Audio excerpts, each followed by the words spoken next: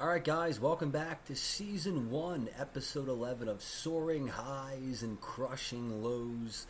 I'm finally back here in the studio, and when I say studio, I don't mean studio, lights, cameras, producers. I mean a sad, lonely studio apartment down here in Davie, Florida. Yes, Davie, Florida, the birthplace of the Ku Klux Klan. I just found out this week.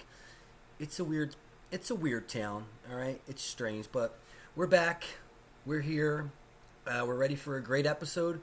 I got to tell you about the biblical floods that I had to venture through to get home. We have a soaring high finally on this episode. When are we going to get a soaring high? This show is all crushing lows. Don't worry. We got a soaring high. We're going to get into that later this week. Later in this episode, but real quick, I just want to thank everyone that's passing the podcast along. I encourage you to continue doing so. I mean, come on, folks. This show, we're cutting edge, all right? We're going after everybody. Nobody's safe on this show. You know that.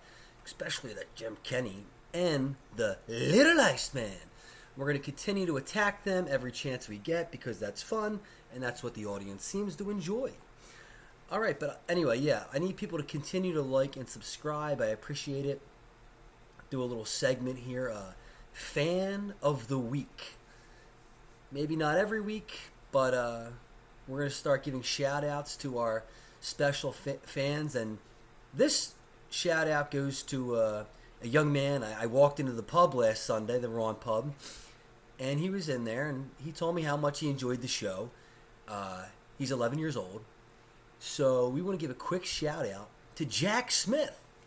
Jack is the fan of the week. I'm told by Jack's parents, who allow him to listen, which, guys, listen. Some parents are letting their 11-year-olds get sex changes, all right?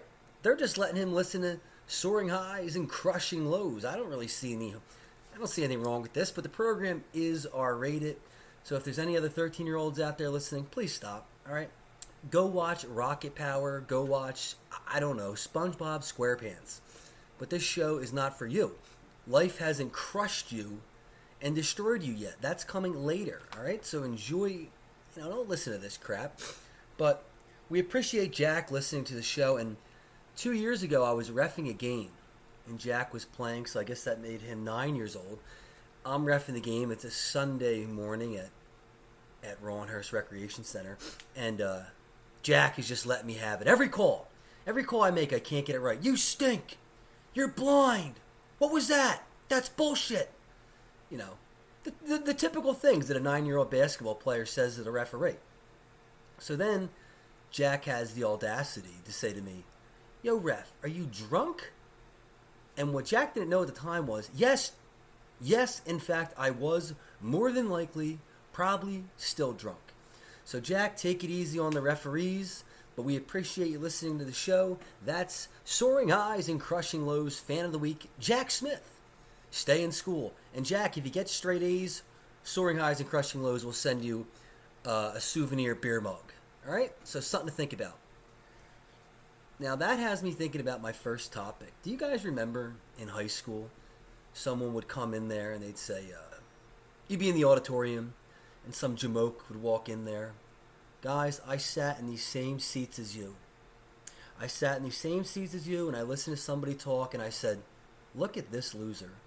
That'll never be me. I'll never be an alcoholic. I'll never have a gambling problem.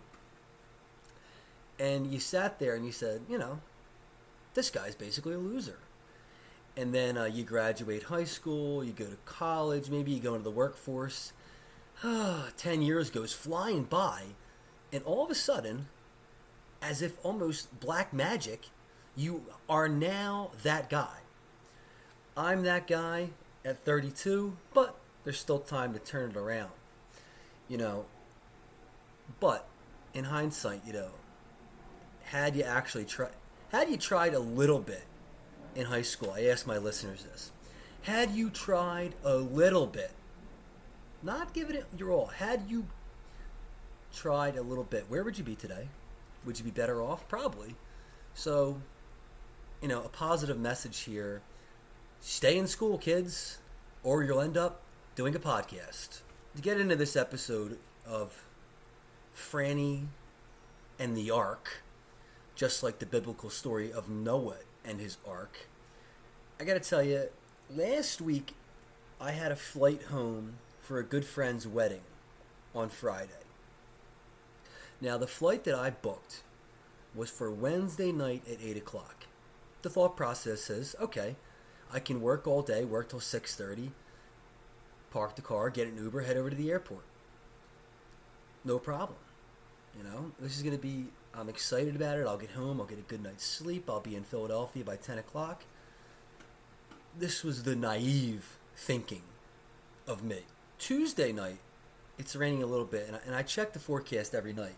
You know, I'm delivering the ice cream out there. I gotta figure out, is this poncho weather? Is this t-shirt weather? There's things you gotta look into before you leave the house. So all I see is heavy rain all day. So I wake up for work at 6 a.m., okay? And it's raining cats and dogs. This is what it sounds like. I'm like, Jesus Christ. So I get in the car. I get to work. Still. 7 a.m. Pouring. Downpouring. Torrential downpouring. I get into work. I get all the ice cream on the truck. Now it's 8 o'clock. 7:30. I'm on the road. It is pouring. Okay? It doesn't stop. It won't stop. It's not letting up. Has anyone ever heard of the term waterboarding? I understand that waterboarding is a little more intense. You know, waterboarding, you feel like you're drowning. This rain, it was so insane that how it wouldn't stop for 3 hours, all right? It's noon now.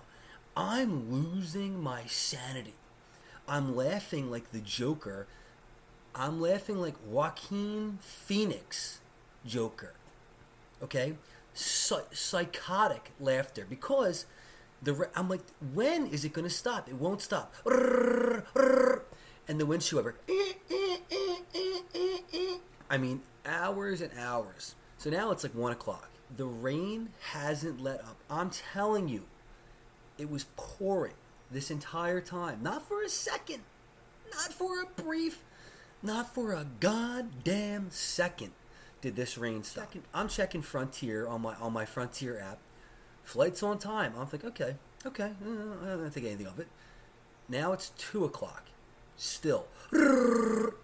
Hasn't stopped raining. I text my boss and I said, hey, boss, this rain's pretty intense.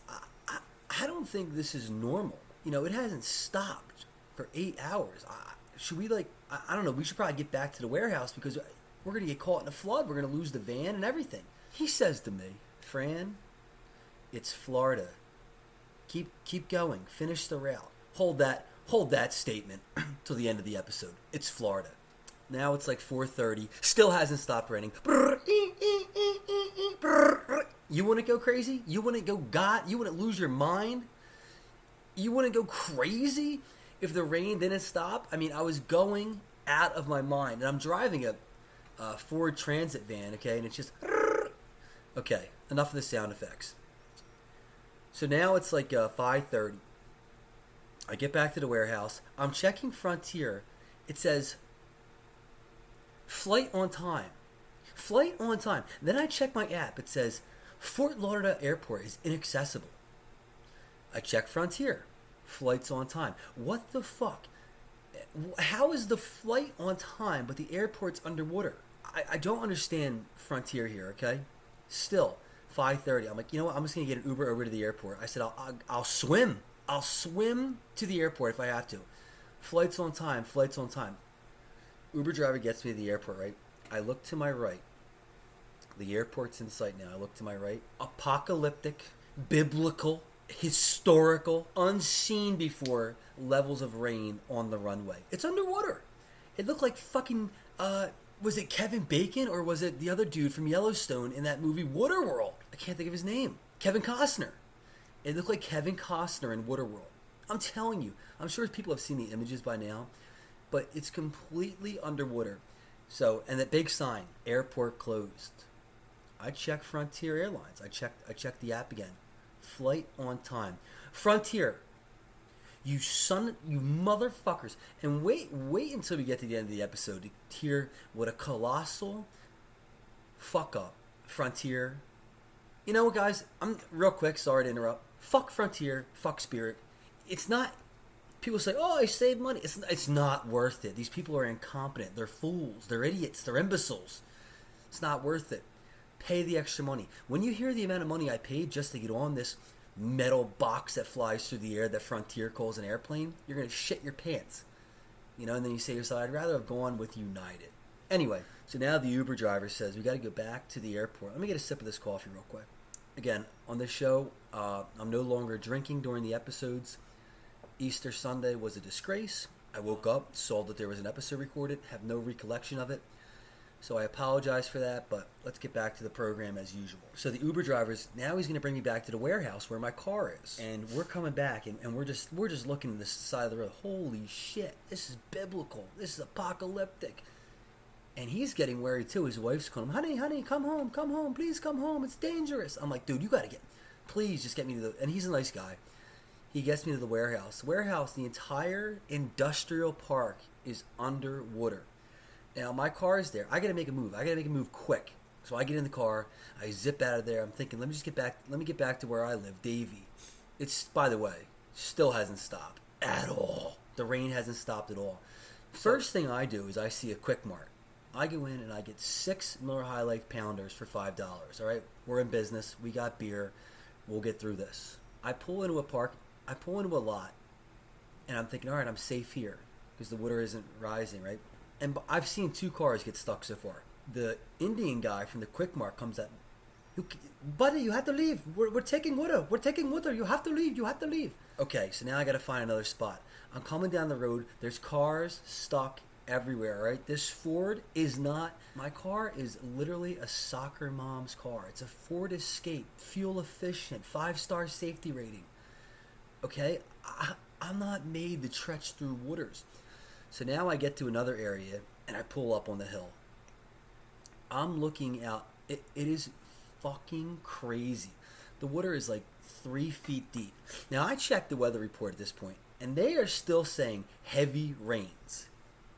Heavy rains.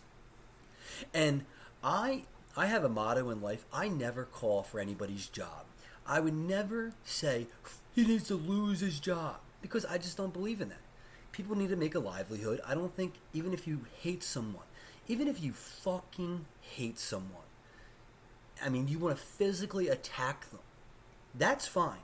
What you don't get to do is call for their job because people need to make a livelihood. They got families. They got rent to pay. You never do that. All right, that's sort of my motto. You never get anyone in trouble at work. If you do, you're a pussy. This meteorologist in South Florida, what he said was heavy rains turned into 1 in 1,000-year flood. 1,000 years! 1,000 years! Understand something. Heavy rains turned into 1 in 1,000-year flood. Fucking Noah's Ark was more prepared for this. In fact, when I was walking back to Davie, I seen 2 cats walking down the street together. I said, oh, fuck. You know that story. The animals go 2 and 2 together. That's the end. That's the end, okay? 2 and 2 get on the boat. Everyone else dies. And these Florida people down here, they ain't that nice. So they ain't going to get me on no boat. Especially my Pennsylvania license plate. No way. So I don't know who the meteorologist is down here, but it made me think about something. I'm bashing this guy, right, on Instagram. I'm saying, how are you this dumb? How are you? It's 2023. How the fuck did you miss this one? How is this possible? I said, this is the equivalent of saying, expect flurries, and then the blizzard of 96 comes. Afternoon flurries, guys. Make sure you get to Pathmart. Make sure you get to Farmore. And then you get the blizzard of 96. That's the equivalent. So, just to sidetrack a little bit here, it reminds me of, and the Floridians, I've almost had it with these people, by the way. They're on Instagram saying, fucking snowbird. They love that. They love that. They love to call you a transport or a snowbird. They fucking love it. Get over yourself, hillbilly rednecks. There's a lot of hostility towards Florida. Can you sense that? Anyway, I digress. I don't remember this. I was 11 years old, but in Philadelphia, I'm going to read you a newspaper clipping here from March 5th, 2021. And this is what I think should happen to meteorologists. When you blow something that catastrophically, when you make a prediction that is that catastrophically wrong, I think these are the things that need to happen to you. And I'll just read the headline. Death threats, outrage, and 20 years later, John Bolaris is still haunted by Philly's snow bust for the ages. For all the well-publicized adventures and misadventures in years since, the March 2001 blown forecast is what people remember about John Bolaris. It will always haunt him, he said. You know, I don't do too many research, but isn't Bolaris the guy that was like banging the strippers in Avalon? Wasn't he that guy? Oh no, it says here, high-profile romances and breakups, job changes, costly encounters with Eastern European scam artists who drugged him in Miami Beach. That blown forecast... Hold up a second. What happened? Costly encounters with Eastern European scam artists who drugged him in Miami Beach. The blown forecast is what people remember him by. Wow! How about that? How about that, guys? You can get drugged by Eastern European hookers, and then people will forget about what you did with the forecast. Wow, interesting. Anyway, I don't want to make this a John Bolaris show. I don't know that much about him, but oh my God, I'm reading this article. There might have to be a whole episode dedicated to Bolaris, and we're gonna have to do that another time because this is very juicy stuff. If anyone's listening and has any insight on what this Bolaris guy was up to, please get back to me. But basically Bolaris, he fucked up a forecast 20 years ago, and he's still getting death threats. I mean, listen, I think that's what needs to happen to this meteorologist in South Florida. How did you get it this wrong? How did you get it this wrong, you imbecile? I gotta find out more about this Bolaris guy, Eastern European hookers, and okay, maybe that wasn't a great example. I wasn't expecting it to go that way. Gonna have to read that article later. Let's get back to the Florida biblical flood. So now, guys, I'm stuck in this parking lot. I'm sipping on the High Lifes. I'm reading Matthew Perry's book. I'm not going anywhere. And cars are getting stuck. Cars are getting stuck left and right. And I'm looking at the forecast. It's just hovering over me. I'm fucked. And I'm sitting there. So now I have to make a decision. And by the way, I'm parked in the ghetto. I'm in Lauderhill. Okay, Lauderhill. Sounds ghetto. It is ghetto. So I'm stuck here for about 3.5 hours. And it's bad. It's getting worse. It's getting worse. It's getting worse. So now I start seeing cars coming down the street. And they're making it through. I'm taking note of every car. That was a sedan. That was an SUV. You know what? Fuck it. I ain't staying here. So I just go for it, And I'm cruising. I get to one of the highways, and it's flat, and there's no rain there. So now I get back to my neighborhood. I park the car at this church, and now I'm walking down the street. I'm in waist-high water. I mean, unbelievable. My phone got ruined. It was horrible. I finally get back to my house. What am I going to do now? So I try to book a Spirit Airlines flight. It tells me 7 a.m. the next day. I booked this flight, right? I booked the flight for 7 a.m. the next day. $385. As soon as I put in the credit card information and submitted it, boom, disappeared. Okay? 5 seconds later, I get an email. Your flight to Philadelphia has been canceled. You motherfuckers, Spirit. Why? This is my fault too because the airport was closed. You just took my money and then canceled the flight 5 minutes later. This is unbelievable how fucked up our airline systems are. So now I'm trying to get a new flight. I'll do anything. My friend asked me to be in his wedding. I'm going to be there. I'm looking at everything. Can't find anything. You know what? Fuck it. Let me take my melatonin and drift off to sleep. That's what I do. Wake up the next day, 7 a.m. I'm thinking, oh my God, what am I going to do? Every flight to Philadelphia that day was over $1,500. This is called price gouging. The airlines should not be allowed to get away with this. And I don't want to digress into a political rant here, but the head of transportation in the United States of America has never worked in transportation before. He's never worked in transportation before. His only qualification is that he's gay. And like I said on the show, we're very pro-gay. We're allies of the gays. You can't get a job as the head of transportation in the country if you've never fucking worked in transportation. Do you see how this works? Do you see how this is a problem? He's the head of transportation. He never worked in transportation. This is the equivalent of making me the job site leader on a skyrise operation, a new skyrise going up in Philadelphia. I don't know a fucking hammer from a wrench, okay? And you're going to put me in charge? The fact that old Buttigieg even took that job shows what an asshole he is. Someone offers me that job, I'm going, you know what? I actually don't have a fucking clue about transportation.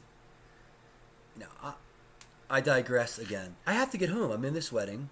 So I get a flight for $440 on Frontier that's leaving out of Miami in 2 hours. And it lands in LaGuardia, Queens, New York. This is what I had to resort to. This is a travel nightmare. So I get on this plane and travel to LaGuardia. I got to see the Statue of Liberty for the first time. That was kind of cool.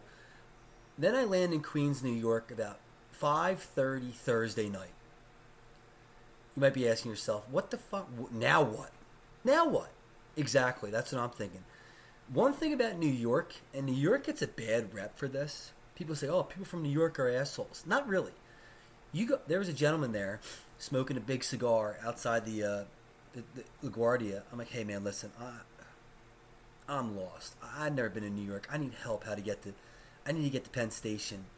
This man, he insulted me a few times. He said, man, how the fuck? If you can't tell, he was a chubby, elderly black man. He said, man, Philadelphia? The fuck you flew from Florida to LaGuardia and you going to Philadelphia? That don't make no sense. Why didn't you fly to Newark? You should have flown to Newark. You flew into LaGuardia? Man, the fuck's the matter with you? See what he did there? He insulted me. Beautiful. Then he gives me help. That's what New Yorkers do. They'll call you a cocksucker. They'll call you a piece of shit. But they'll help you. I prefer that. Okay? That's real to me. These people are real. That's what I want. And guess what? His advice, spot on. Tells me to hop on the M60.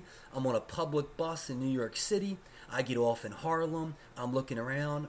What's going on in Harlem? I thought that was the ghetto. There's a lot of white people walking around with laptops and drinking Starbucks. That's a story for another day. Then I hop on the subway, zipping through the subway. It's amazing how New Yorkers know everything about the goddamn subway, too. You ask one person, well, take the A to the B, the C to the D. So I finally get to Penn Station, hop on the train to Trenton. Now you can get from Madison Square Garden to Trenton fairly easily, $16 one way, bada bing, bada boom. There, I was picked up by my parents. Shout out Big Fran and Big L, because not only did they have little snackies for me when I got in the car, they also had Miller Lights in the cooler, ice cold. I mean ice cold, 33 degrees we're talking, and they were good. Oh, were they good. I'm tired, but then my dad tells me about this little deal, this restaurant in Philadelphia. And it's a restaurant that he's been going to, and he tells me, Fran, they got really, really good stuff, really quality servers, great food, and it's half off apps tonight. Oh, really? A little place, I don't know if you guys have ever heard of it, Applebee's? Oh, man, this is a place. Eating good in the neighborhood. We went in there, we had a few pints of Miller Lite, we had loaded fries, mott sticks, fantastic little place. Hey guys, if you're looking for a nice place to take your sweetheart, it's right on the boulevard there, little place called Applebee's, okay? And it's half off apps. Tell them Fran sent you, you'll get half off apps. That's how that works, okay? Go in there, tell them I sent you after 8 p.m., you get half off apps. So I get home. Wedding was the next day. Had a great time at the wedding. Congratulations, John and Alyssa. They're off in Hawaii right now, living their best lives. Looks amazing. Yeah, I made it. I made it through the biblical storms, and I think everyone knows this. But every time I come to Philadelphia, I self-implode. I mean, I just party too hard. I go crazy. I don't sleep. It's chaotic, and then this went on for 2 days. Okay. I had to get back to Florida, and the airlines, thanks to our brilliant transportation secretary, Mrs. Pete Buttigieg, flights were about $1,000. I considered staying in Philadelphia, and that's an episode for another day, but I might be coming back to Philadelphia in July. We'll cross that bridge when we get there. I had to refollow my steps, get back to LaGuardia, got on the plane, got back to Miami around 11 o'clock, and I got back here and there was a gas crisis. So the storm's not, South Florida, man, what the fuck? You think it's great down here, okay? They got biblical floods. They got no gas. They got rednecks. It's not a great place. I'm just going to be honest with you. I said it once, I'll say it again. If you ain't got $5 million, this place ain't for you. And not only do I not have $5 million, I only have $5. So South Florida is not a place for me. If you remember earlier in the podcast, I told you that I tried to get 2 flights. Both got canceled. Now, I booked these flights through Hopper. Okay? I don't have any money, guys. I have $0. To be completely accurate, I have 0.37 cents. I'm struggling. And I'm thinking to myself, okay, that money will be back here on Thursday. I will fight through this peanut butter and tuna sandwiches. I will get through it. Been there before. Ain't nothing new. Thursday comes, which would have been 7 days. The money's still not in my account. I'm thinking, what the fuck? This is like $400. Where is it? Where is this money? I'm thinking, okay, you know what? It'll be there Friday. Maybe it didn't process till the next day. 7 days is Friday. Wake up Friday. No money. I try to call Frontier. They have no customer service. Isn't that convenient? No customer service. What the fuck? So I talked to an AI bot. And by the way, the AI bot was asking me if I was frustrated. Yes, I am frustrated, AI bot. Freak. Robot freak. I'm frustrated. I want my goddamn money. So this AI bot says, we sent that money back to Francis Hennessy, the card number ending in 3448. This prompts me to open up my wallet and look at the cards that I have. There is no card with 3448. So now I'm freaking out. Where the fuck did they send this money? I don't have it. I need the money. And a guy I was working with tells me, well, who'd you book it through? I said, I booked it through Frontiers. No. Did you use Expedia, something like that? Yeah, I used Hopper. He goes, they sent the money to Hopper. Now, I can't access Hopper because my phone was ruined in the flood. Okay? This is a problem. Then I'm finally able to email. It's honestly a nightmare. My hair is going gray over this situation. Finally, Hopper tells me, you can use that money for flight credit. Are you fucking kidding? What am I going to do with that? I need that money. Hopper, what do I have to do? Please. You just took $450 from me. I never hopped on a bird. I need the money back to survive, to eat, to live. And you're like, here's $450. You can fly on our piece of shit airplane across the country. I don't want to. I want the money back. Hopper, listen to me very closely. Give me the money back or I'm coming to headquarters. All right? That is a threat. So that was that's the story, folks. I mean, if anyone out there, we can do a little segment here. If you have a travel story that's worse than that, go ahead and submit it. I would like to hear a travel story worse than what I just said. All right? I don't think there is one. They said the flood was 1 in 1,000 years. The meteorologist needs to be fired. I wanted to go on a story about the meteorologist until I found out that John Bolaris was drugged and all sorts of weird things happened to him in Miami Beach with hookers. That's going to be on next week's episode because I need to dive into this guy, John Bolaris. I assumed he just got a storm wrong. I didn't know he was a sexual deviant. But we're going to dive into that next week. That's going to be a juicy one. Okay, next segment. Let me get another sip of this coffee. Earlier in the show, I hinted at that there might be a soaring high for you guys. Where it was basically the entire program, all 10 episodes, has been nothing but negativity. I don't know if you've noticed that. And I also hinted at that in the year 2023 that it's very unfortunate because I'm an able-bodied man, I'm a willing man, and I'm constantly horny. I had not been laid in the year 2023. And I've gotten to a point now in April, so that's 4 months, I'm probably never going to get laid. This is what I'm telling myself. I'm an incel. I might go celibate. I'm just going to be jerking my gherkin for the rest of my life. That's pretty much what I'm thinking. But I got laid I got laid Friday night. Yeah. Cat's out of the bag. Finally got laid. Like riding a bike. A magnificent bike, a great bike, a golden bike, the greatest bike ever. That's what kind of bike. It was great. It was sensational. It was phenomenal. It was glorious. It was immaculate. I mean, come on, the list goes on and on. I want more. Is it too much to ask? This is what I want in life, guys, all right? I want to be able to work 40 hours a week, pay my rent, have a couple extra bucks on the side, and get laid here and there. That's it. That's it. That's it. That's all I'm asking. Am I asking for $1 million? No. I'm asking to go to some shitty job that pays me well enough to pay my rent and have a few extra bucks to spend and get my willy wet every once in a while. I'm not asking for much. I don't want a house in Beverly Hills. I don't want a fancy car. I just want to be able to live, to be able to afford to live and maybe get laid every once in a while. Is that too much to ask? Hey God, me, Fran from Soaring Highs and Crushing Lows, am I asking too much? That's all I'm asking for. Yeah, so I got laid. That's very exciting stuff. I'm very happy about that. I got laid in my mother's basement.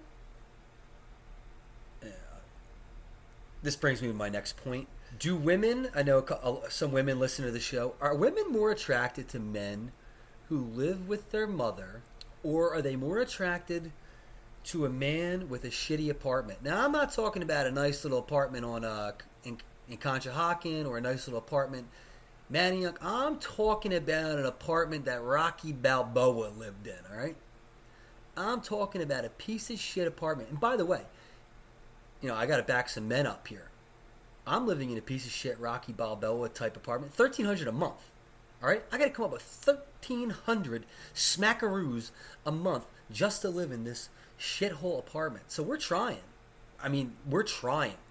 $1,300 a month is a lot. So, but let's not get sidetracked here. The question for the ladies out there is, would you rather be banging a dude who lives with his mom and his mom has a really nice house and it's very clean and comfortable, or would you be with a man in a shitty apartment like Rocky Balboa where there's more likely than not roaches somewhere in the place?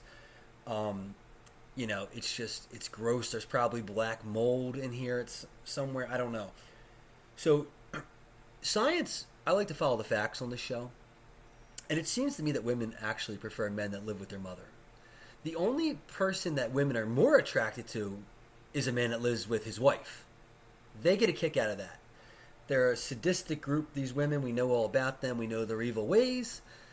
But, we want to get involved. We want to ask questions. We want to be inclusive to our lady listeners. So ladies, what is it? Would you rather be with a man who lives with his mom or a man that lives in a Rocky Balboa-esque apartment? These are the questions I ask. I lean towards that. I think they're more attracted to a man that lives with his mother.